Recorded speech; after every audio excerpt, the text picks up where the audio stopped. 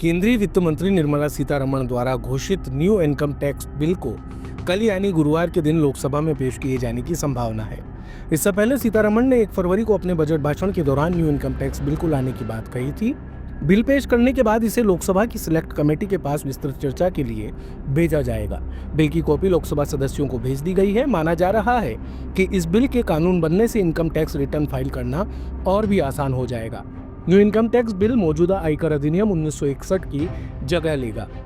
नया आयकर विधेयक 2025 या नया प्रत्यक्ष कर कोड भारत की कर प्रणाली में सुधार के लिए एक बड़े प्रयास का हिस्सा है, जिसका उद्देश्य मौजूदा कर ढांचे को और अधिक सुव्यवस्थित तथा पारदर्शी बनाने के लिए उसमें सुधार करना है। न्यू इनकम टैक्स बिल में कोई नया टैक्स लगाने का प्रावधान नहीं किया जाएगा। इसमें सिर्फ टैक्स स्ट्रक्चर को तर्कसंगत और आसान बनाया जाएगा। कुल मिलाकर ये बिल सरल और आसान शब्दों में होगा। आइए अब जानते हैं कि इसमें क्या क्या अहम बदलाव होंगे। तो नए आयकर बिल में कोई नया टैक्स लगाने का प्रावधान नहीं होगा। मुकदमेबाजी को कम करना नए बिल का उद्देश्य होगा। नए बिल का मकसद कर प्रणाली में पारदर्शिता लाना है। पुराने और प्रचलन से बाहर हो चुके शब्दावलियों को हटाया जाएगा। कर से जुड़ी भाषा आसान और सरल होगी। कई अपराधों के लिए सजा कम करने का प्रावधान भी हो सकता है।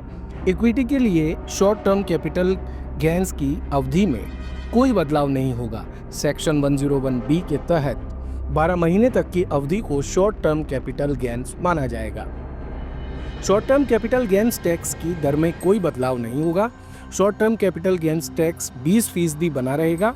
1 अप्रैल 2026 से नए बिल को लागू करने का प्रस्ताव है। फाइनेंशियल ईयर के पूरे 12 महीने को अब टैक्स ईयर कहा जाएगा। असेसमेंट ईयर जैसी कोई चीज नहीं होगी। ऐसे शब्द का इस्तेमाल नहीं किया जाएगा। नया इनकम टैक्स बिल कुल 600 पेजों का होगा। इसमें कुल 23 चैप्टर होंगे, जिसमें कुल 16 शेड्यूल रहेंगे। कुल 536 क्लोजर होंगे। पहले 298 सेक्शन होते थे।